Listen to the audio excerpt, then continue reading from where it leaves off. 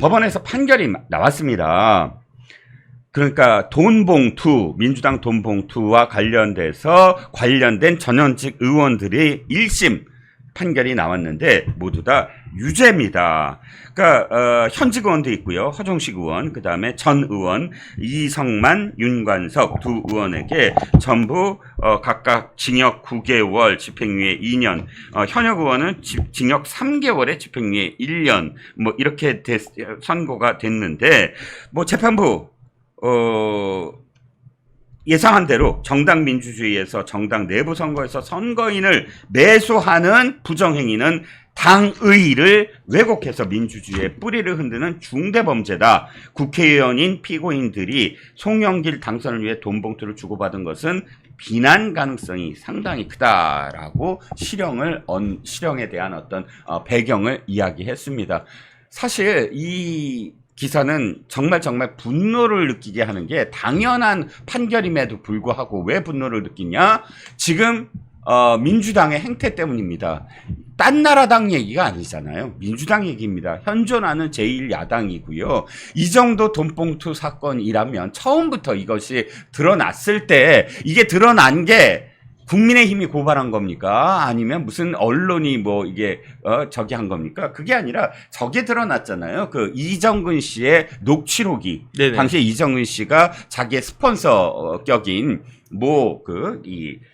기업의 대표와 돈을 이제 받고 무엇인가를 들어주겠다 안 들어주니까 이 기업 대표가 이제 정말 머리 뚜껑이 열려갖고 그때부터 폭로하기 시작하면서 벌어진 일인데 이 녹취록에서 이게 드러난 겁니다. 그러니까 국민의힘이 정치 보복 조작 이게 아니잖아요. 그런데 그렇게 드러났으면 일단 사과부터 하고 겸허하게 검찰의 수사를 받겠다든지 또 이번 것도 마찬가지입니다. 재판부가 이렇게 준엄하게 꾸짖으면서 민주주의를 왜곡하고 뿌리를 흔들었다고 한다면 최소한 상식 있는 정당이라면 부끄러워할 줄 알아야 되는 거 아닙니까? 네네. 그런데 완전히 손 탁 털었어요. 우리 네네. 얘기가 아니야. 네네. 느낌이.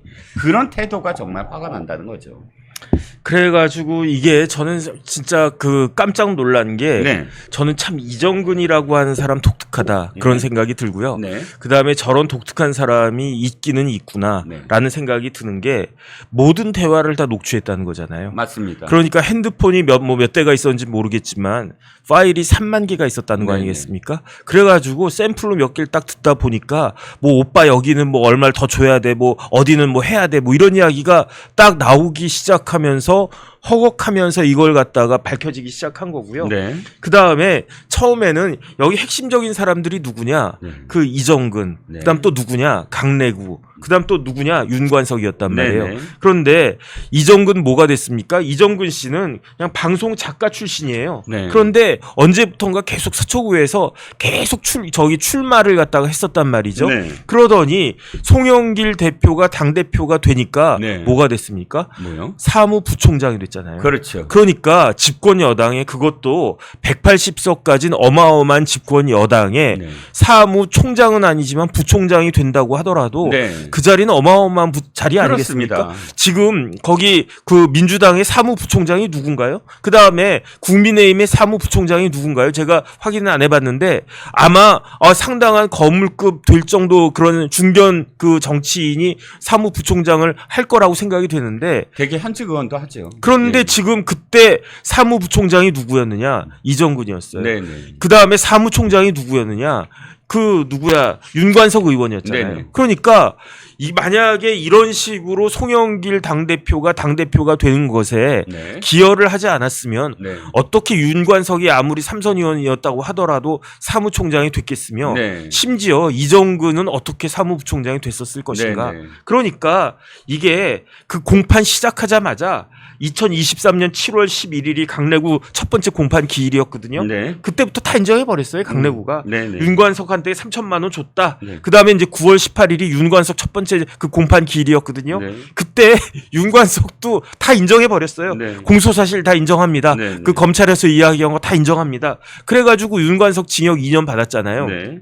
그 다음에 이제 요번에 추가로 이제 또 그 더 형이 그 뭐 1심 형이 또 나온 이건 건데. 좀 다른 거죠. 그러니까 징역 2년은 항소심까지 했는데 또 윤관석이 들어가서 네네. 이건 전혀 좀 다른 건가요? 아니요, 똑같은 사안이에요. 똑같은 사안인데 사안인데 윤관석이 요거는 예. 요러한 사람, 요번에 이제 그 판결 나온 사람들한테 돈을 준 게 거. 또 추가로 된 거고, 아. 전체적으로 이렇게 틀을 짜가지고 이런 일들을 했다라고 하는 게, 그게 이제 징역 징역 2년까지 2년. 아. 딱 나온 거고. 네네. 그런데 지금 우리나라가 네. 이때가 언제였습니까? 2018년도인가요? 네네. 뭐 그때였잖아요. 네. 그런데 그 우리나라가 1950년대, 60년대 네. 선거할 때 뭐 사람들한테 그냥 뭐 그 뭐 논일하던 그런 농사 짓던 그런 분들을 이렇게 일로 오세요 그러면서 막걸리 주고 네네. 집집마다 돌아다니면서 그다음에 뭐 고무신 주고 이랬던 게 우리나라였는데 네네. 그 나라가 지금 민주화가 되고 정치적으로도 발전하고 경제적으로 발전해가지고 네. 정치와 그 경제가 세계적인 수준으로 민주화된 나라, 그 다음에 이제 선진화된 나라가 네. 대한민국 말고 있습니까? 네. 제가 봤을 때 없거든요. 네. 그런데 그런 나라에서 집권 여당에서 다른 사람도 아니고, 그 윤관석 녹취록 이야기 들어보면 뭐 어떻게 나옵니까? 뺏겼어. 돈 봉투. 형님 나 하나 더 줘. 뭐 이런 이야기 다 네. 적나라하게 다 들어있잖아요. 네, 네. 이런 정당이 민주당이었다. 그런데도 불구하고 지금 뭐 미안하다, 죄송하다, 부끄럽다 이런 말 한마디도 안 한다. 여기에 대해서는 진짜 엄한 처벌이 있어야 된다고 생각이 듭니다. 그렇습니다. 난 하트 널 님이 또 응원을 해주셨고요. 그 전에 한 분이 또 했는데 제가 깜빡하고 말씀을 못 드렸습니다. 그냥 넘어가 버려서 그분께도 감사의 말씀 드리겠습니다. 맞습니다.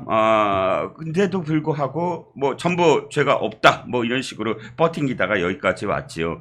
보면 말씀하셨듯이 뭐 전직 보좌관, 스폰서, 전달하는 사람, 측근 여기에 관련된 모든 사람들이 모두 다 돈 봉투 수수 사실, 만든 사실, 돈을 준 사실, 그다음에 직접적으로 건넨 사실, 모든 관계자들이 전부 이건 사실이다라고 증언을 했기 때문에 그냥 빼박 아닙니까? 빼박. 그 녹취록 이야기를 딱 들어보면요. 네네.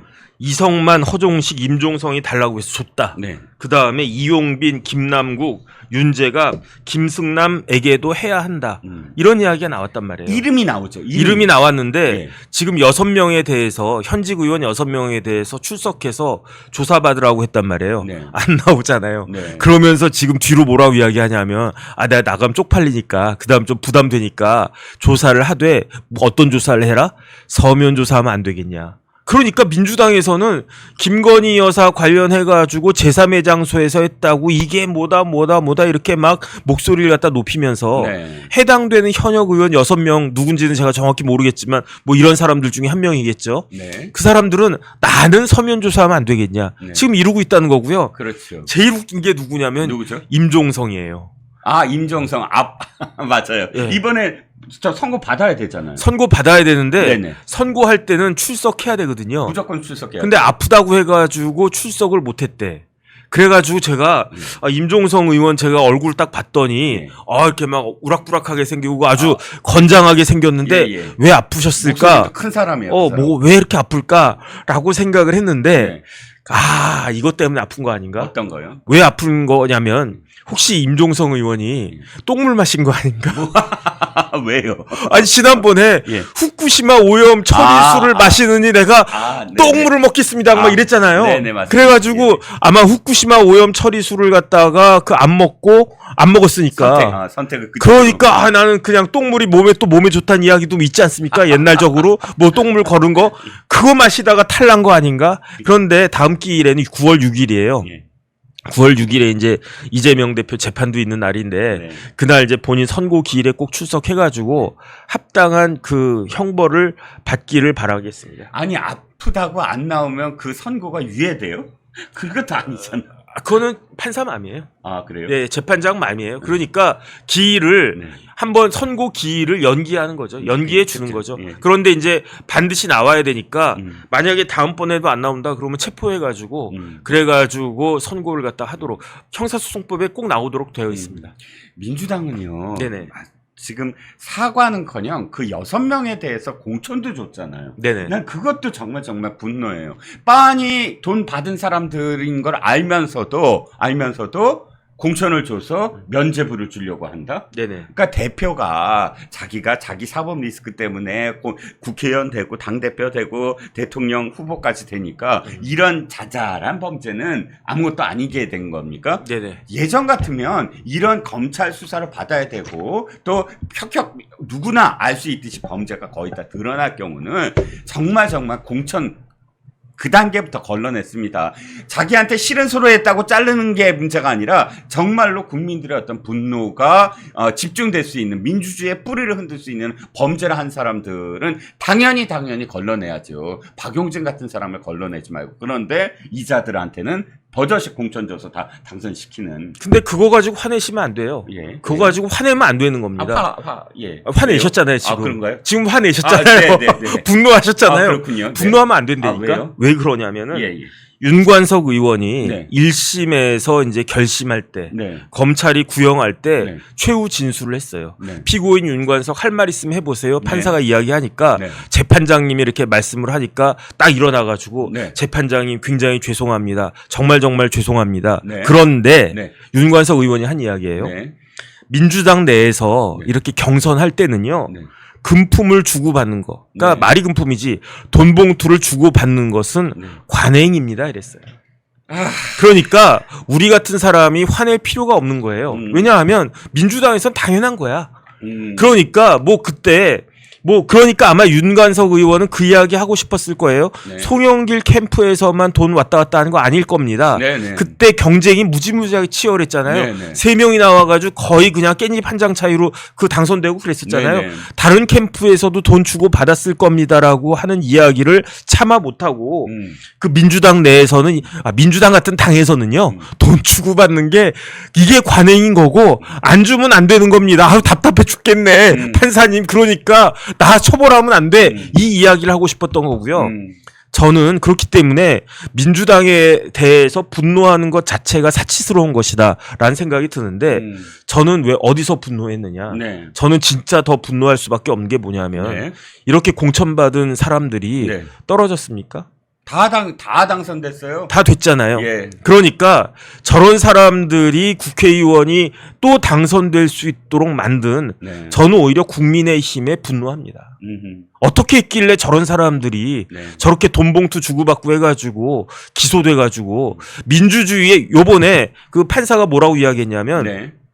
민주주의의 뿌리를 흔들었다고 그랬단 말이에요. 네. 그러니까 민주주의의 뿌리를 흔든 사람들이 한 명도 아니고 허종식 의원 치면 지금 벌써 한 7명 그다음 뭐 굉장히 많다는 거 네, 아니겠습니까? 네. 네. 그런 사람들이 당선되게끔 국민의힘이 어떻게 했길래 정부 여당이 어떻게 했길래 저렇게 우리나라 민주주의의 뿌리가 흔들렸나? 저는 그 부분에 대해서 진짜 민주당은 전 포기했어요. 어차피 기대를 갖다가 안 하니까 화도 안 나 이제는. 그런데 국민의힘에 대해서는 막 이제 화가 나려고 하고 있어요. 그러니까 다 같이 반성하고 다 같이 정신 똑바로 차려야지. 그렇지 않으면 우리나라 민주주의는요 30년 40년 전으로 후퇴할 것이 뻔하고 그 다음에 정치가 이렇게 후퇴하면요 정치가 후퇴하면 경제가 발전하겠습니까? 그렇죠. 그럼 우리나라가 뒷걸음질 그러니까 이렇게 윷놀이하면 백도 나오잖아요. 네. 계속 백도할 수 있는 그러한 그 굉장한 위기감도 있을 수 있겠다. 저는 진짜 정신 똑바로 차려야 되는 생각이 듭니다. 네, 그러다 보니까 제가 또 생각이 나는 게 이겁니다. 네네. 지금 돈봉투 숫자하고 소환해야 될 의원들 숫자하고 달라요. 네네. 돈봉투 숫자가 몇 개입니까? 20개. 20개인데 지금 돈 받은 사람은 몇 명 지금 돼 있죠? 9명이에요. 네네. 3명 이번에 혐의 선거 받았고 6명 소환된다고 하잖아요. 네네. 9명이에요. 11명 지금 숨죽이고 있는 거예요. 네네. 제가 보기에는. 네네. 그리고 우린 성공했다? 우리는, 안 밝혀지고 있다? 그러니까 그게 그러니까 20개 맞는데 사실 누구한테 줬느냐를 제대로 지금 밝히지 못하고 있는 지금 상황도 화가 나고요. 그리고 또 한 가지, 화나면 안 된다 그랬죠. 화 안 냅니다. 그냥 사실적시만 하는 겁니다. 네네. 민주당은 벌써 이게 몇 번째입니까? 민주주의를 파괴한 게 몇 번째냐고요. 지난번에 대통령 선거 때도 그랬어요. 드루킹 사건. 그때도 상상할 수 없는, 그 이전까지 상상할 수 없는 범죄가 일어났습니다. 그 당시에도 대법까지 판사들이 전부 다 입을 모아서 이것은 민주주의의 근간을 흔드는 일이다 네네. 라고 준엄하게 이야기했습니다. 그러자마자 돈복도 사건 또 터지고 네. 또 민주주의를 파괴하는 그런 정당입니다. 그럼에도 불구하고 국민의힘이 못해서 국민의힘이 제대로 반응을 못해서 대응을 못해서 정말 부끄럽게도 여기까지 108명이라는 상황까지 왔다는 현실이 정말 부끄러운 거죠. 또 있어요. 또 있나요? 울산시장. 아, 그거는 대신에 민주당보다는 청와대. 조국당에 더 가까운 거지. 그렇지. 민주당보다는 거기 거기 뭐 황운하도 있고 조국도 있고 하니까. 그 초록이 동색이고 네네. 초록색 입으셨네. 네. 초록이 동색이고 birds of a feather together. 유유상종이잖아요. 같은 집단들 아니에요. 아니에요. 지금 곡성 영광에서 지금 머리 터지게 지금 싸우고 있을 거야. 신장식이랑 저희 조국 2개월인가 3개월 월세 내가지고 거기 상주하고 있대잖아요. 그러죠. 예. 아니요, 이재명이 10월 달은 최악의 달이에요. 네. 10월 16일이잖아. 네네. 만약에 그게 저기야, 2대 0으로 이기지 않으면은 안 돼요. 1대 1도 뺏긴 거야. 네네. 지금. 왜냐면 그 두 개 지역이 지난번에 어찌됐든 호남 전 지역에서는 조국혁신당이 앞섰으나 특별해서 그 두 개 지역은 그래도 민주당이 앞섰던 지역들이에요. 네네. 그걸 빼앗긴다 그러면 이재명의 또 다른 어떤 그 실책 내지는 또 이재명을 호남이 이제 서서히 지금 전략적인 어떤 투표에서 제외되는구나, 저 사람은 안 되는구나라고 느끼기 시작하는 거 아닐까요? 이번에 전라남도에서 네네. 투표율이 굉장히 낮았다면서요. 그렇죠. 전당대회에서 네네. 다른 지역에서는 투표율이 거의 80% 90%였는데 거기서만 70%대로 떨어졌어요. 아니 득표율 말고 예. 투표율. 투표율이 뭐 한 30%도 안 됐다 뭐 그 이야기 있지 않았습니까? 투표율이요? 네네. 투표율이 20%대였어요. 네네. 예. 27%, 전북이 27%, 광주가 조금 높았고요. 28%. 전라남도는요. 전남이 27% 정도. 영광 곡성은 얼마쯤 됐나 모르겠네. 그렇지. 네네. 거기까지는 안 나오겠죠. 안 수치가. 거기까지 나왔는데 제가 지금 찾아보지 못했죠. 네. 선관위에서 전부 다 세세하게 지금 다 데이터가 업데이트 됐을 겁니다. 네네. 그러니까 아무튼 지금 내일 저기를 한다고 그랬죠. 또 이재명 대표하고 한동훈 네네. 대표하고 아, 그게 내일이구나. 나는 9월이라고 그래가지고 멀리 한달이요? 한 달 뒤인 줄 알았는데 내일이구나. 시간은 많지 않은데 그것만 한 번 더 그거 하나만 더 얘기를 해보죠. 민주당이 전격적으로 이렇게 안을 낸다고 합니다. 네네. 최해병 특검법, 그러니까 순직 해병 특검법과 관련돼서 좋아, 대법원장이 추천해.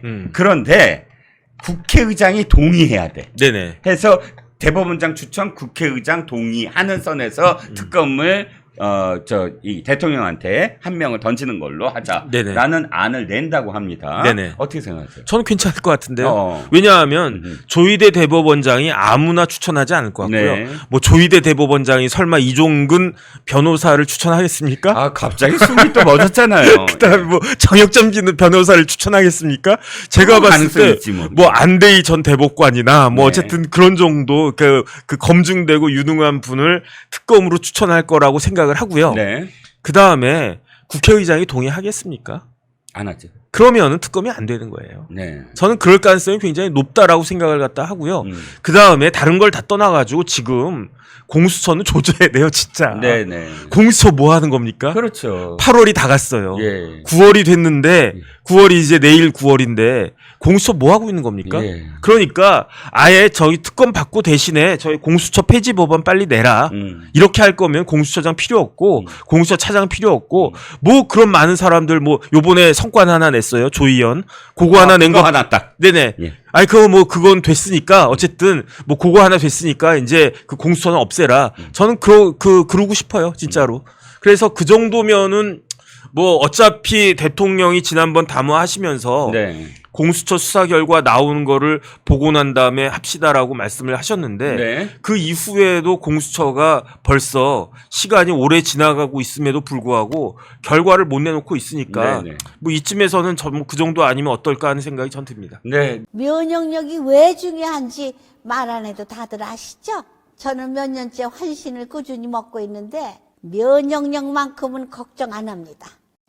요즘 같은 시대 튼튼한 면역력에 건강까지 쑥쑥 지금부터라도 환신 꼭 챙겨 드세요.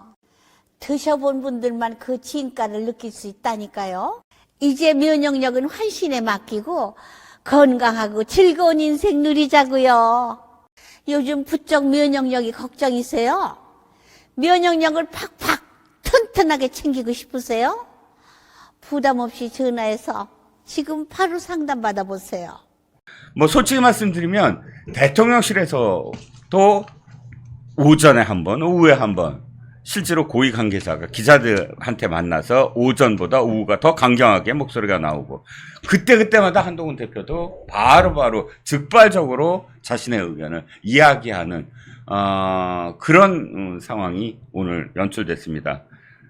의료 갈등, 의정 갈등과 관련된 해법, 모색, 그 와중에 불거진 대통령실과 한동훈 대표 간의 이견. 뭐 저는 윤한 갈등 이렇게 표현하고 싶지는 않습니다. 그런데 어쨌든 이견은 노출이 됐다. 왜? 그 어느 때보다 대통령실이 강경하게 반응을 했고, 그런데 그 반응에 대해서 한동훈 대표도 또 자신의 의견을 계속 이어갔다라고 지금 국민들 앞에서 다 노정을 시켰기 때문에 뭐 이 부분과 관련해서는 아무리 그것을 뭐 덮을거나 혹은 미화하거나 말이 안 되고요. 그런 상황입니다. 결국은 국민 생명을 지키는데 누구 얘기가 옳으냐 이렇게 돼버렸어요. 네네. 자, 오늘 뭐 하루 종일 또 방송에 나와서 이 이슈를 다루셨을 텐데 정벽해서는 어떻게 보십니까? 저는 이해가 되지가 않아요. 네, 솔직히 말하면 이해가 되지가 않아요. 왜 이런 거에다 이런 리스크 테이킹을 하나? 네, 저는 굉장히 큰 문제라고 생각을 하고요. 그 다음에 과연 그 대통령실의 참모진이 제대로 운영이 되고 있는가?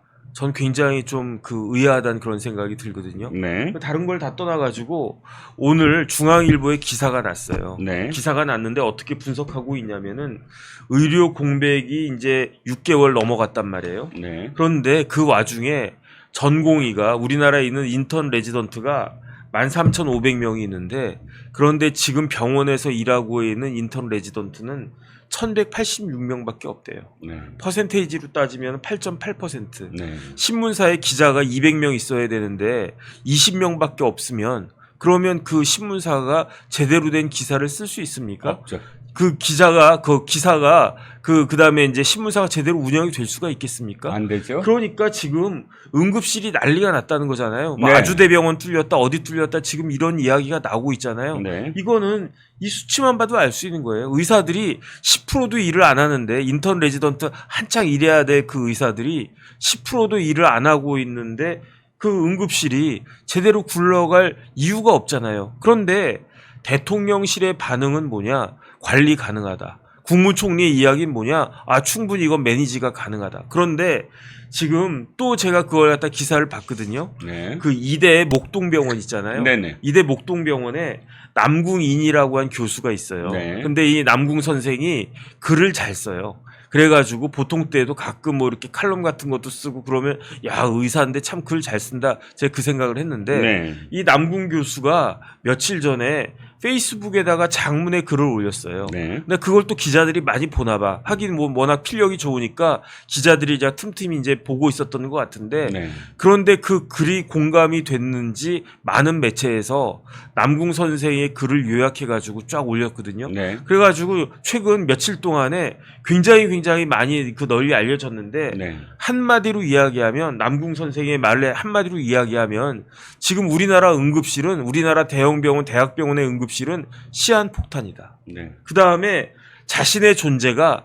남궁인이라고 하는 사람의 존재 자체가 시한폭탄이다. 왜냐하면 그냥 억지로 지금 응급실을 막아내고 있다는 거거든요. 그러면 이 남궁 선생이 거짓말을 하는 거겠습니까? 남궁 선생이 뭐 반정부 그런 의식 같은 게 있어가지고 정부에 대한 반감이 있어가지고 어떻게 정부가 의대 정원을 뭐 몇천 명을 한꺼번에 늘리느냐?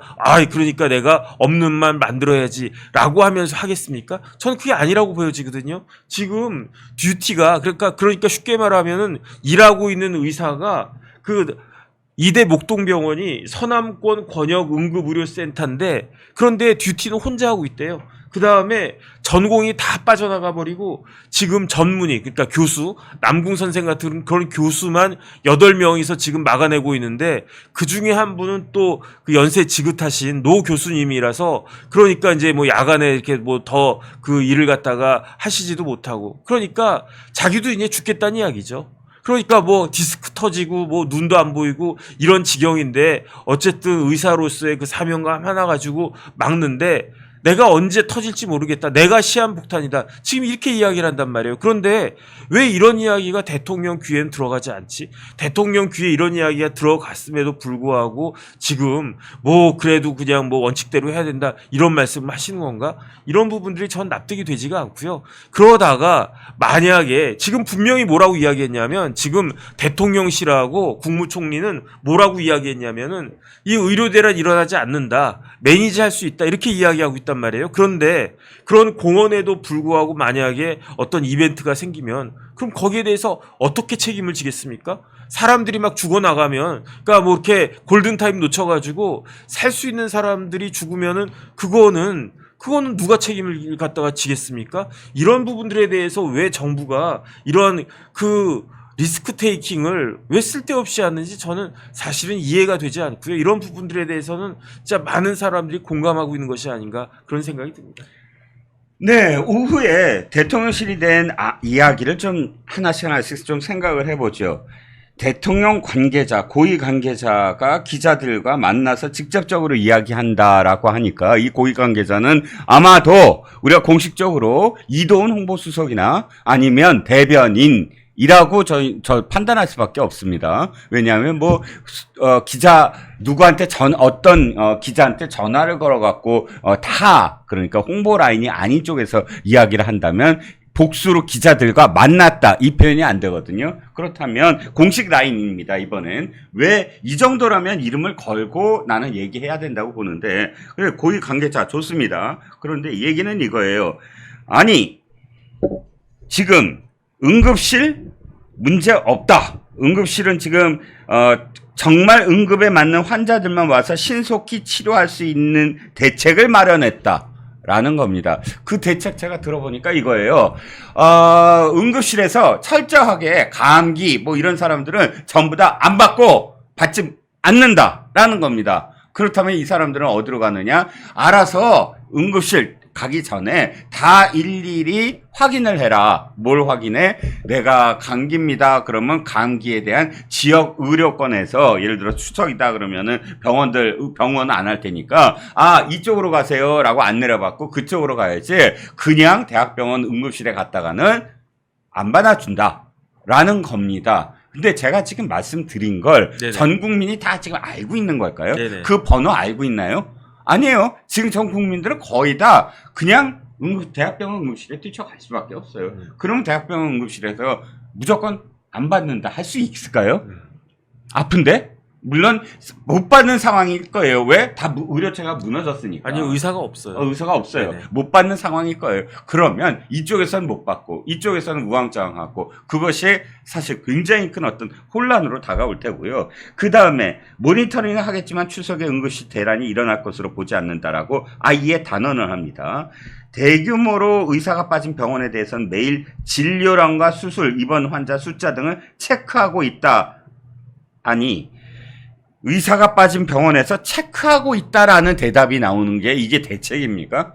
대책이라는 건 지금 어떤 상황인데 그 상황에 대해서 어떠한 대안을 마련하고 있으니까 안심하십시오 라는 게 대책입니다. 근데 지금 체크하고 있다라고 한다면 국민들이 안심할 수 있습니까?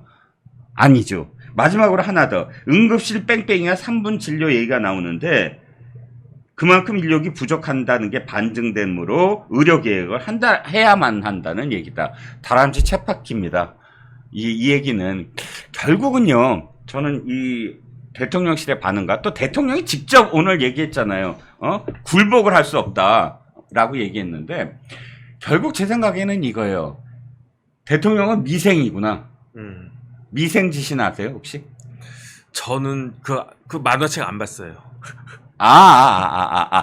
저기 바둑의 미생 말고 네네. 옛날에 박근혜하고 정몽준 이 두 정치인이 네네. 미생지신 논쟁을 한번 벌여요. 이 미생지신이 고사입니다. 중국 고사. 네네. 미생이란 사람이 있었는데 연인이 있었어요. 그 연인과 그다음에 사랑의 어떤 그런 그 길을 떠나기로 했습니다. 그 몇 월 며칠 몇 시에 다리 밑에서 만나자라고 이제 해서 미생이 나갑니다. 그런데 비가 온 거예요. 비가 와서 홍수가 났습니다. 하천이 범람을 합니다. 그런데 미생은 죽습니다. 네네. 왜? 약속을 했으므로 내가 원칙. 이 자리를 지켜야 된다라는 겁니다. 즉 원칙이 있으면 내 원칙을 지켜야 된다. 내 목숨이 뭐 어떻게 됐든 그게 원칙이다. 한 번 한 말은 지켜야 된다라는 게 미생의 어떤 고사인데 미생지신이라는 건 사실은 비판하는 거예요. 네네. 원칙이라고 자신의 목숨까지 그냥 버리면서 지킬 그게 원칙이냐라는 네네. 겁니다. 즉 지금 대통령이 모든 사안에서 다 원칙을 얘기하고 있지만 그 원칙 때문에 그 원칙이 왜 필요하죠? 국민들의 생명을 지키려고 원칙을 얘기한 겁니다. 그런데 그 원칙을 지키는 것 때문에 국민들의 생명이 위험하다면 원칙을 지키는데 무슨 소용이 있죠? 이게 지금 저는 미생이라는 겁니다. 네네. 그러니까 저는 어떤 느낌이 드냐면 지금 네. 정부는 이 문제를 네. 해결할 능력이 부족하다는 생각이 들어요. 왜냐하면 이미 시간은 충분히 있었어요. 이미 의료 대란이 일어난 게 6개월 전이었거든요. 네. 그러니까 의사들이 병원을 떠난 게 6개월 하고도 일주일 전이었어요.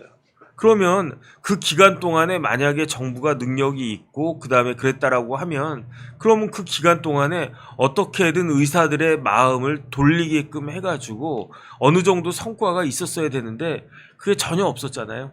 그런 상황에서 이제 추석은 다가오고 추석이 다가올수록 어떤 일이 벌어지느냐, 응급실은 자꾸만 폐쇄돼 가고 그 다음에 의사들 하는 이야기는 뭐냐면 이 현실을 정확히 아는 사람들이 뭐라고 이야기하냐면 지금 우리는 이제 눈에 보이는 게 응급실이니까 뭐 김종인 전 비대위원장이 뭐 이렇게 머리가 찢어졌는데 뭐 22군데를 갖다 뺑뺑이 돌다가 뭐 간신히 큰일 날 뻔했다는 둥 이런 것들 이야기 들으니까 응급실만 생각하는데 의사들 이야기는 사정을 잘 아는 의사들 이야기는 더 큰 문제는 어디에 있느냐? 수술방이래요. 네.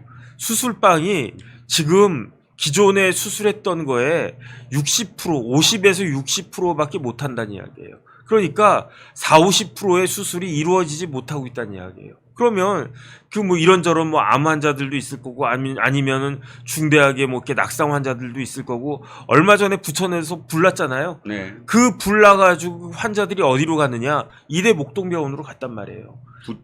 부천인가에서요? 부천에서. 왜냐면 부천하고 저희 목동하고 가까우니까. 네. 그 서남권에 이제 응급 서남권 권역별. 권역 응급 의료센터니까. 네. 그런데 그런 그 케이스는 그냥 넘어갔지만 그때 만약에 수술을 못 받고 하면 살아날 수 있는 사람이 그 세상을 떠날 수도 있는 거 아니겠습니까? 그러니까 이러한 문제 해결 능력이 부족하다라고 하면 그럼 어쩔 수 없다. 그러면 뭐 할 수 없는 거죠. 뭐 2,000명이 뭐 정확한 숫자이고 그게 맞는 숫자일 거라고 저는 생각을 갖다 하지만 의사들의 마음을 돌리지 못하면 그 숫자에 연연해 할 그 수는 없는 거 아닌가. 현실적으로. 저는 그런 생각이 듭니다. 그러니까요. 저는 이렇게 또 얘기를 하고 싶어요. 그러면 정부가 지금 이렇게 얘기합니다. 2,000명이 과학적인 결과다. 저 사실 이 의료대란이 있을 때 저도 방송에서 그렇게 얘기를 했어요. 그런데 솔직히 지금 조금 제가 부끄러운 건 뭐냐면 아직도 저는 2,000명이 정확하게 어떠한 근거로 있는지 자신 있게 얘기를 못하는데도 불구하고 그렇게 얘기했다고 저는 지금에서야 고백을 합니다. 왜냐하면 그 정도로 회의를 했고 또 이것이 일정 정도의 어떤 논문도 제가 읽긴 했어요. 그러니까 그 논문 전혀 근거가 없다고 얘기할 수는 없습니다. 하지만 정부가 이야기한 대로 2,000명이 아주 진짜 간결하게 저희 국민들한테 설득해냈나요? 국민들 이렇게 아픈 사람들한테 붙잡고 지금 2,000명이 정말 필요한가요? 그랬을 때 두루뭉술을 하더라도 그 진짜 2,000명이 필요하다라고 정도의 어떤 정말 간단하게 간결하게 홍보를 했나요? 그리고 그걸 느끼게끔 해줬나요? 모릅니다. 다 모르고 사실 저도 그렇게 자신 있게 2,000명에 대해서 설명을 못 하고 있어요. 그다음에 제 생각에는요. 만약에 지금 이 시점에서 여론 조사를 하면 2,000명을 반드시 고수해야 된다에 대해서 찬성하는 사람보다 아니다. 지금 이러이러하니까 유연하게 대처하는 것이 필요하다라고 하는 그 의견이 훨씬 더 높지 않을까 저는 그런 생각이 듭니다. 근데 신노사님께 제가 그런데 원칙을 지켜야 된다라는 그런 말씀 저 동의합니다. 맞아요. 그러니까 이 첫 번째 해에 대해서 지금 2025년에 대해서 다시 되돌릴 수 없다. 네네. 맞습니다. 근데 지금 한동훈 대표의 제가 무조건 잘했다는 건 아니지만 일단 2026년도는 유예해보자라는 거예요. 네네. 그런데 유예가 무조건 그다음부터 안 하겠다는 게 아니라 그렇게 일단 스톱을 시키고, 물론 저도 의사 집단을 별로 안 믿습니다. 왜냐하면 지금 예전에 의약분업 그걸 받아들일 때 의사 집단이 두 가지를 관철을 시켰어요. 그 중에 하나가 의사 동결입니다. 그 이후에 한 번도 늘어나지가 않아요. 그런데 이 정권마다 한 번씩 늘리려고 합니다. 어떻게 했습니까? 완전히 파업하고 난리를 치면서 우리랑 이야기하자, 우리하고 협의하자, 협의해서 증언하자.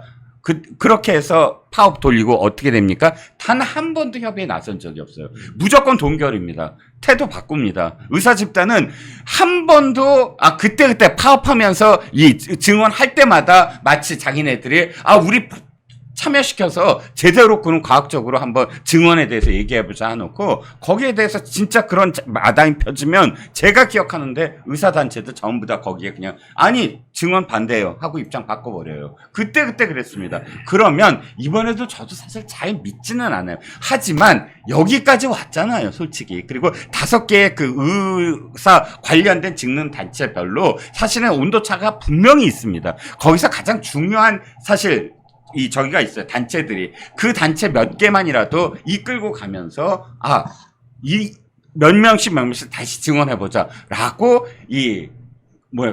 수의하는 기간을 조금 갖자는 거예요. 2066년 이후에. 이렇게만 하더라도, 그때처럼 아주 영으로 도저히 증언 안 된다. 라고 의사단체가 되돌릴 수 없습니다. 이미 국민들도 증언에 대해서 이미 한번 2025년도에 25년도에 증언이 됐으므로 되돌릴 수는 없을 거예요. 그렇게 딱 한 번 2026년도를 한 번만 좀 스톱해보자. 그리고 제대로 한번 끌어보자. 그래서 결론 내보자. 이 정도라면 저는 의사단체들 중에 네네. 좀 따라올 수 있는 의사단체들이 분명히 있다고 보거든요. 네네. 의사단체 5개를 전부 다 꿰뚫어갖고 한꺼번에 같은 목소리를 내게 만든다? 불가능합니다. 대통령실에서 얘기하는 대로 의사들이 전부 다 한 목소리로 다 머리를 맞대고 해서 한 가지 통일된 안을 갖고 오면 그때 생각해보자라는 건 불가능합니다. 아시다시피 이 5개 단체는 이익이 다 달라요. 이해관계가 다 달라요. 그러니까 합칠 수가 없는 거예요. 네. 대학병원과 의원들, 여기 그 길거리에 있는 의원들과 같은 생각 같지 않습니다. 당연한 거예요. 그런데 이걸 갖고 똑같은 안을 5개 단체가 전부 해서 해봐라? 이건 하세월이고요.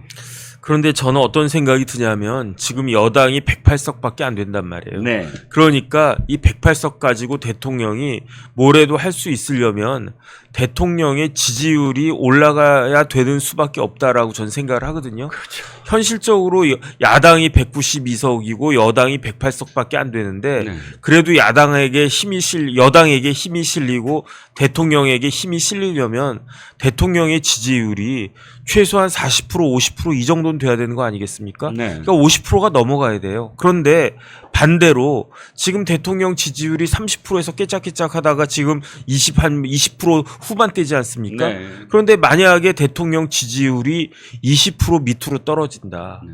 그러면은 어떤 일이 벌어지겠습니까? 그러면 진짜로 무슨 일이 벌어질지 저도 정말로 그런 생각이 들고요.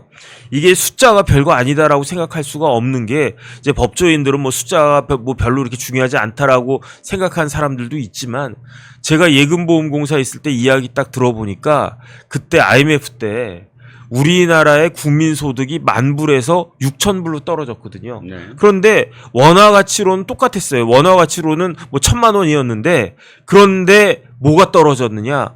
환율이 바뀌어버린 거예요. 아, 그러니까 네. 원래 1,000,000원이면 10,000불이었는데 어느 날 보니까 1,000,000원이 6,000불로 떨어져 버린 거죠. 그러니까 그 숫자가 얼마나 무서운 거냐면 그렇게 되니까 어떤 일이 벌어졌느냐. 사람들 이제 금융 쪽에 밝은 사람들이 저한테 이야기해 줬는데 10,000불이 6,000불이 되는 순간 우리나라에 없던 노숙자들이 생겨나기 시작했대요. 네. 그때부터 생겨났다고 그러더라고요. 그러니까 이 수치를 뭐 20%면 어떻고 30%면 어떻고 어차피 뭐 문재인 대통령 뭐 80% 넘어가고 그랬는데도 정권 뺏겼어. 이렇게 단순하게 생각할 거는 아니다. 그러니까 대통령실에서는 지지율 관리를 해야 되거든요. 그런데 예. 만약에 추석 때 무슨 이런 의료 대란 같은 것들이 일어나게 되고 이런저런 뭐 한두 명이라도 이제 큰일 당하시게 되고 그렇게 되면 그러면 걷잡을 수 없는 일이 벌어질 수 있는 거 아닌가? 저는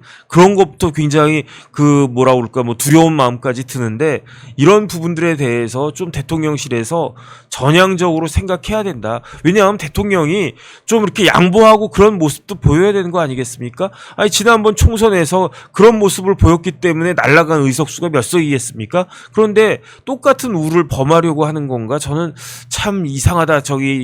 이해가 되지 않는 그런 측면도 있는 것 같다는 생각이 듭니다. 패스트엑스님께도 제가 좀 말씀을 드리겠습니다. 제가 찐 보수 패널이 아니라서 뭐 지금 이 의료 대란과 관련돼서 이런 말씀을 드리는 게 아니라 정변 마지막 말이랑 똑같아요. 윤 대통령이 지지율이 오를 수 있는 길을 택해야 됩니다. 윤 대통령이 원칙을 지킨다고 지지율 오르지 않아요. 맞습니다. 뭐 지지율 오르기 위해서 포퓰리즘 하라는 거 아니에요. 그리고 원칙 지키는 거 굉장히 중요합니다. 하지만 총선에서 이미 대패를 했어요. 108석밖에 없습니다. 108석에 8명만 흔들리면 이 정권은 그냥 무너집니다. 그 순간 무너져요. 우리 박근혜 대통령 무너지는 거 봤잖아요. 그러면 그렇게 무너졌을 경우 어떻게 되죠? 정권 재창출은커녕 현 정권이 그냥 무너져 버리고 거기에 따라서 진짜 어마어마한 후폭풍이 불어버립니다. 그것을 막으려면 윤 대통령이 지지율을 올릴 수 있는 방법이 포퓰리즘이 아니라 민생과 국민의 생명과 안보와 이걸 지켜나가는 것이 가장 중요한 것이에요. 걱정이 되는 건 이거죠. 국민들 어떻게 생각하는지 아세요? 원칙 지켜라. 우리 다 참을 수 있다. 고통 참을 수 있다. 잘한다. 이렇게 지금 생각하실 것 같습니까? 아니에요. 이념도 필요 없고 진영도 필요 없고 누가 대통령이 되는 게 필요한 게 아니라 내가 아픈데 병원 못 가면 그게 분노가 되는 겁니다. 저희 지금 친척 누님이 계세요. 실제로 의원을 갔더니 이거 큰일 났습니다. 아마도 암이 전이된 것 같은데 큰 병원 가셔야 됩니다. 일단 조금 더 큰 규모의 병원을 갔더니 찍어보고 암울한 표정을 지으면서 이것저 대학병원 이상으로 가셔야 됩니다. 소견서 써드리겠습니다. 네네. 그런데 어떻게 되는지 아십니까? 아산병원에 옛날부터 좀 가셨대요. 그래서 아는 분도 주치의처럼 아는 분도 있는데 전화 걸어서 이 상황을 얘기했더니 저희가 지금 수술도 못 하고요. 지금 진료 자체가 3개월 후에 오셔야 될 것 같습니다. 네네. 라고 대답을 했다는 겁니다. 네네. 아산만 그랬을까요? 다 했습니다. 서울대병원 또 삼성병원 다 연락해보고 다 했는데 그야말로 절망의 절망이었습니다. 왜? 아무 데서도 오라는 소리를 못하는 거예요. 아니 수치가 나왔잖아요. 예. 수술방에 40에서 50%가 클로즈 됐다고. 그 이야기는 하루에 2건 수술할 수 있는 거 이제 1건밖에 못 한다는 이야기고요. 우리나라에서 제일 큰 병원이 어디입니까? 아산병원이잖아요. 네네. 조금 전에 말씀하셨는데 네. 아산병원에서 간 이식 수술을 한 게 아산병원이 간 이식 많이 하거든요. 작년 2월부터 8월까지 사이에 몇 건을 했었느냐? 276건을 했었대요. 그런데 올해는 몇 건을 했느냐? 2월부터 8월까지 똑같은 기간이에요.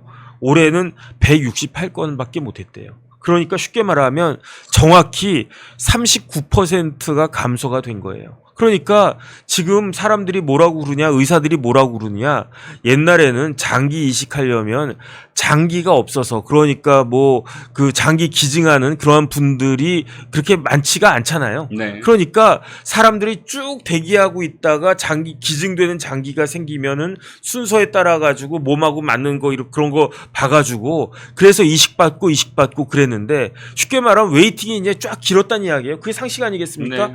지금은 반대래요.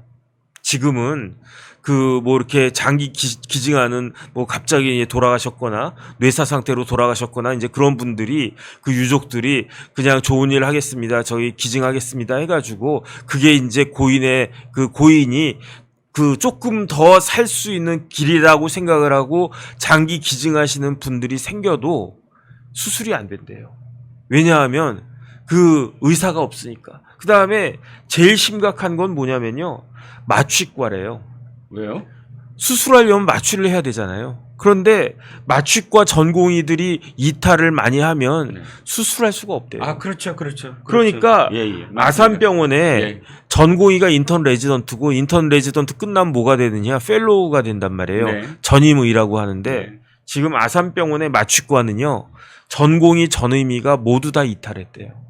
수술이 안 되겠네요. 그럼. 그러니까 그 위에 누가 있습니까? 그 위에 패컬티가 있고 그 위에 이제 교수들이 있는 거예요. 네. 그러니까 교수님들이 직접 마취하고, 그러니까 뭐 그 이전에도 다 같이 이렇게 팀으로 했겠지만, 이제는 밑에 손발 노릇하고 이렇게 배워가면서 교수님이 지시하고 그러면은 따라서 하던 전공의 전임의들, 그러니까 손발도 없어지고 허리도 없어지고 그냥 제일 위에 있는 사람, 쉽게 말하면 그 신문사로 따지면 편집국장이 지금 기사 써야 되는 그런 수준이 되어 버렸다. 그게 지금 우리나라의 현실인데, 지금 이렇게 한가한 이야기를 대통령실이나 보건복지부에서 할 수 있는 상황인가? 저는 그거 잘 모르겠고요. 어쨌든 지금 만약에 이제 내일 대통령이 담화 발표하실 텐데, 뭐 만약에 내일 대통령이 문제 없습니다, 전혀 괜찮습니다, 이렇게 말씀을 갖다 하셨다가 문제가 발생한다. 그럼 이걸 갖다 어떻게 뒷수습을 한다는 거지? 저희는 그런 게 사실은 두려운 거고, 솔직히 말씀드리면요, 저는 진짜로 내일 만약에 윤석열 대통령이 문제 없다라고 말씀을 갖다가 하시고, 그 다음에 이미 한덕수 총리가 문제 없을 거라고 이야기했단 말이에요. 네. 그 말이 맞기를 바라는 거예요. 그 뭐 추석 지나가고 뭐 그런 다음에 결국은 의사들이 그냥 하나둘씩 슬금슬금 들어와가지고, 의사들이 이제 꼬리 확 내리고, 뭐 우리가 어쩔 수 없다, 우리가 졌다 그러면서 슬금슬금 들어와가지고 정상화 되기를 그 누구보다도 바라는데, 과연 그러한 일이 있을 수 있을 것인가? 만약에 그런 일이 일어나지 않는 상황에서 국민들이 피해를 입으면, 그러면은 이거를 감당할 수 있을 것인가? 그게 두렵다는 이야기인 거죠. 그렇죠. 그러면 추석 지나서 아무 일도 없었다, 예를 들어서 아무 일도 없을 수는 없겠죠. 하지만 지금 완전히 그렇게 응급실 대란이 일어나지 않더라도, 문제는 추석을 지금 우리가 간신히 잘 넘겼다가 중요한 게 아니거든요. 그건 아까 정변의 말에 있습니다. 수술이 60%밖에 안 된다고 했잖아요. 네네. 그 60%가 언제까지 지속이 될까요? 의사, 전문의들이에요. 전문의들이 지금 버티고 있는 건데, 이들은 곧 번아웃 됩니다. 못 버텨요, 이들도. 그래서 전공의가 없고, 일을 시킬 사람이 없고, 그대로 손발이 될 사람이 없으면 이 사람들이 얼만큼 진짜 야근까지 해가면서 할 수가 있겠습니까? 그것이 무너지는 것도 이제 곧 닥칩니다. 그런데 지금 정부가 답답한 건 이거예요. 전공의가 요구하는 게 7가지가 있어요. 이를테면 그 중에 필수 의료 부분, 산부인과라든지 또는 흉부외과라든지 소아외과라든지 이런 부분, 수술을 해야 돼, 실제로 수술을 해야 되는 부분, 이런 부분에서 예를 들자면 사고가 가장 많이 날 수도 있는 적이에요. 네네. 그 과예요. 그랬을 때 사실 억울하게 이 모든 어떤 의료 사고를 책임져야 되는 부분에 대해서 네. 그거를 조금 더 면책해주겠다라든지, 그거를 위해서 정부가 어떤 지원을 하겠다라든지, 전공의가 사실은 하룻밤 하루에 잠도 제대로 못 자고 뭐 인턴들도 마찬가지긴 하지만 그리고 대우도 형편없는데 거기에 대해서 어떻게 정부가 지원하겠다든지. 그런데 이 얘기 이미 1년 전에 한 얘기예요. 그런데 이걸 왜 또 요구를 하느냐? 말은 그렇게 하는데 어떤 예산으로 얼만큼 정확하게 저기를 하겠다. 그리고 하고 있다. 이걸 하겠다가 아니에요. 하면 돼요. 1년 전에 그 약속을 한 거 지금도 아직 되풀이하고 있어요. 똑같이. 지원하겠다. 면책에 대해서 우리가 보장하겠다. 이렇게 하겠다가 아니라 실질적으로 1년부터 그렇게 얘기했다면 정부가 실행을 해야 된다는 거죠. 프레젠테이션 하지 말고 실행을 해라. 그럼 믿을 수가 있다라는 거예요. 그러면, 숫자 문제? 그건 조금 예민한 문제지만, 자, 정부가 할 말이 있어요. 야, 너네가 요구하는 것 중에 이건 다 지금 이렇게 되고 있다라고 이야기를 할 수가 있잖아요. 그런데 늘 프리젠테이션이야. 이렇게 해주겠다. 이렇게 해주겠다. 추상적으로. 네네. 그러니까 그걸 어떻게 믿냐? 라는 얘기에 대해서 사실 저는 할 말이 없어요. 그래서 어쨌든 오늘 저 시청하시는 분들은요, 페이스북 들어가서 남궁인 선생이 쓴 글 한번 읽어보세요.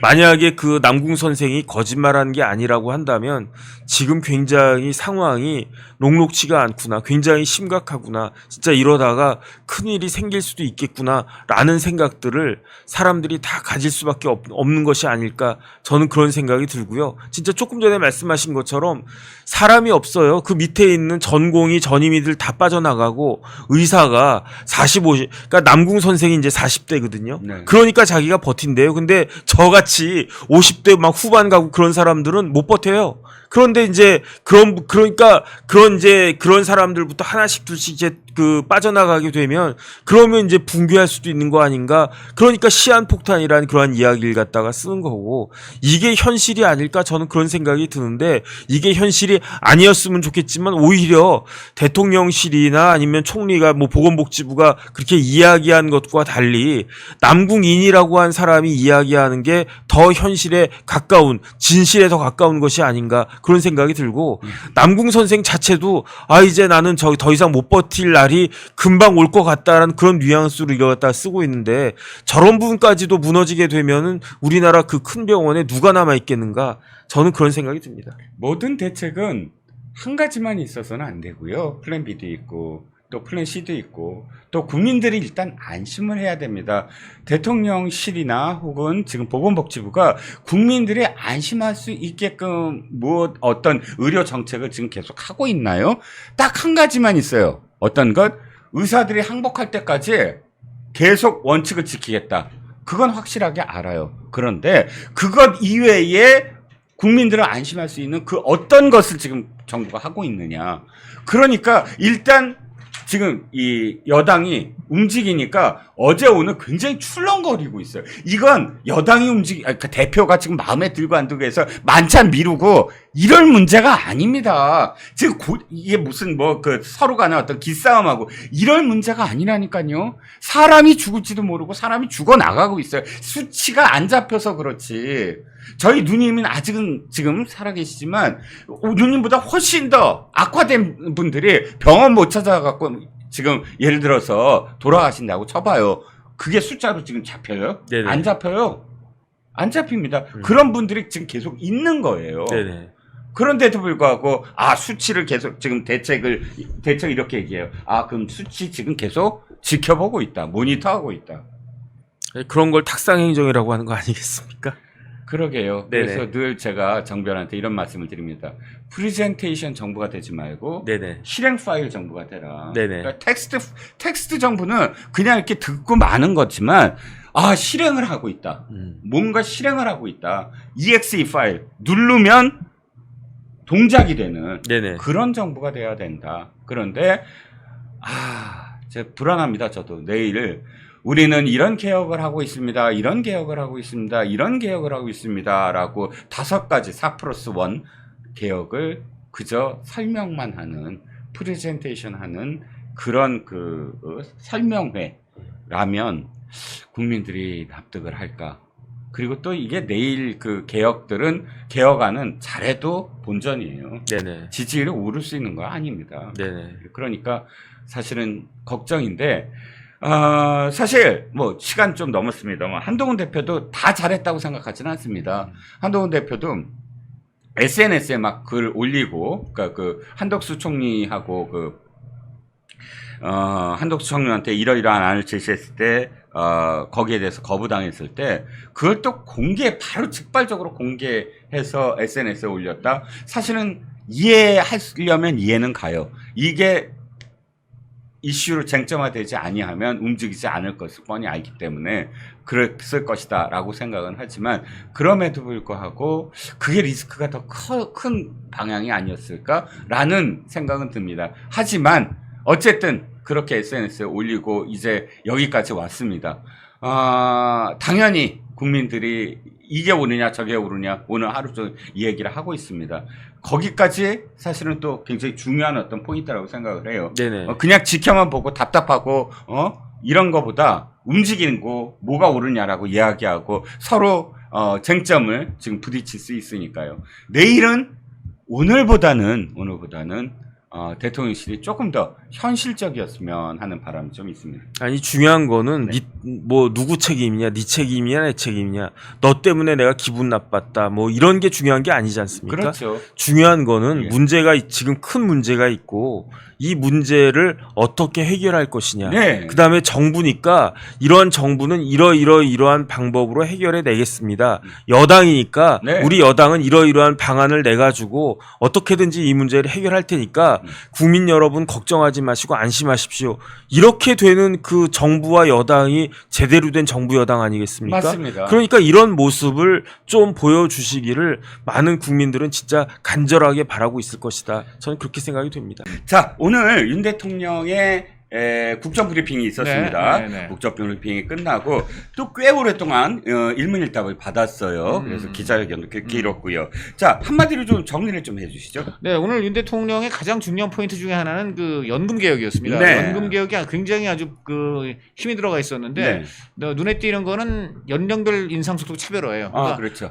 젊은 세대한테는 인상 속도가 그렇죠. 예. 느리고 나이 드신 분들 40대 50대 이상 가면은 이제 인상 속도가 빨라져가지고 젊은 층의 부담을 덜어두면서 동시에 연금이 이제 앞으로는 완전히 법으로 보장되게 지금까지는 법 자체는 이제 그게 명시가 안 됐는데 아예 국가가 대한민국 국민이 되면은 죽을 때까지 연금을 지급한다. 이것을 아예 그냥 원칙으로 못 받겠다는 거죠. 법에 네. 그냥 명문화하겠다. 명문화하겠다는 국가가 거죠. 지급 그럼요. 보증을 한다라는 그렇죠. 것이고요. 네. 그럼 그다음에 그렇죠. 구체안이 하나 뭐 안을 내겠다면서요, 정부가. 그게 9월달에 안 된다는 네, 거예요. 네, 그래서 네. 이제 지난번에는 이제 모수 부분에도 이제 우리가 여야가 합의를 못했지만은 네네. 이번에는 좀 전에 말한 이런 두 가지 원칙 그리고 하나가 더 있는데 자동 안정 장치라 그래가지고 네네. 지금 앞으로 저출생이라든가 여러 가지 변화 이런 그 상황까지도 다 감안을 해서 그러한 상황의 변화가 되더라도 기본적으로 받아온 연금의 틀이 유지되게 항상 자동적으로 안정화 장치를 넣겠다는 겁니다. 네. 이 세 가지가 이 한마디로 그 윤 대통령 연금 개혁의 이제 구상인데 네.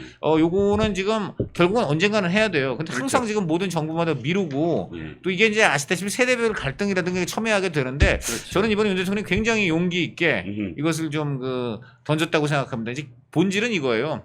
결국은 이제 나이 든 세대가 나중에 결국은 이제 쉬면서 연금 받는 건데 젊은 세대가 결국은 모터 돌리는 거거든요. 근데 젊은 세대가 숫자가 줄잖아요. 그렇죠. 어쩔 수가 없어요. 이거는 네네. 만약에 젊은 세대가 계속 많이 나온다면 네네. 좀 나이가 들어서 이제 젊은이들한테 의지를 해도 뭐 우리가 과거에 일했으니까 하고 이제 그럴 수가 있는데요. 뭐 우리 후손들이 이제 워낙 없어지는데 어떻게 네, 해. 그럼요. 그래서 좀 나이가 드신 분들이 이제 이해를 해야 됩니다. 그리고 그렇죠. 예. 또 어떻게 보면은 나이가 드셔도 조금씩이라도 일을 하셔가지고 네네. 어떤 삶의 보람도 찾고 이제 이런 쪽으로 가지 않으면은 네. 안 되는 상황이다. 그렇죠. 이런 상황에서 너무나 이제 문제가 된 거는 정치권의 비겁함인데 네. 어쨌든 폭탄을 안고서 계속 돌리기만 했어요. 근데 윤 대통령의 이게 어떻게 보면 참 이분의 저는 장점이고 동시에 그러다 보니까 정치적 단점이 되는데 꼭 필요한 거를 하세요. 근데 하면서 그냥 돌직구야. 이게 이제 공이라는 게 투수가 매번 돌직구를 할 수는 없잖아. 그렇죠. 예, 근데 변화구도 던지고 때로는 그렇죠. 슬로우로 상대방을 기만도 하고 뭐 이런 게 있어야 되는데 그렇죠. 너무 돌직구만 던지니까 체인지업 내 사전에 이런 문제가 없어. 그래서 제가 제목 이렇게 달았어요. 직진 본능. 직진 본능 그 맞습니다. 직진밖에 네. 없다. 남자는 주먹이다. 뭐 이렇게 가위바위보 할 저는 때 그러나 그런 느낌. 그러나 저는 어쨌든 네. 역대 정부가 하지 않은 그런 폭탄을 과감히 본인은 이렇게 자기 책임을 모두 지고 오늘 보니까는 아침에 요거 개국민 브리핑하는 우리 윤석열 대통령 책상 앞에 네네. 영어로 명패가 적힌 거 보셨죠? 네네. The buck stops here. 예, 그러니까 예. 모든 트루먼 책임은 대통령. 모든 책임은 내가 진다. 네. 예, 바로 트루먼 대통령의 명언을 바로 앞에 이제 국민들 앞에 보여주면서 나도 지금 내가 던지는 이 모든 개혁의 책임을 내가 지겠다 이런 말이거든요. 한번 여러 가지로 이제 당연히 이제 여러 가지 논란이 닥칠 수밖에 없지만 한번은 우리가 한번 우리 국민들이 좀 믿고 따라갈 필요가 있다 이렇게 봅니다. 연금 개혁만큼은 정말 모든 국민들이 이건 진짜 결론이 나야 된다라고 생각을 해야 되는 부분이에요. 그럼요, 해야 돼요. 청년들이 이걸 불만을 갖기 시작하면 이 논쟁은 끝이 없습니다. 지금 20, 30대 왜 지금 결혼 못 하고 네. 그리고 이제 정말 많은 분들이 취업도 못 하고 이러고 있습니까? 네. 이게 다 정말 젊은이들한테 점점 부담은 커지는데 윗세대들이 책임을 안 지려고 그러잖아요. 그렇죠. 그러니까는 아예 이분들도 나 결혼 안 해. 나 애 안 낳아. 이럴 수밖에 없는 거예요. 네. 자, 의료개혁 얘기는 좀 뒤로 미루고 네. 4대 개혁해서 교육개혁이나 노동개혁도 이제 말씀을 했는데 네. 사실 그렇게 새롭다거나 네.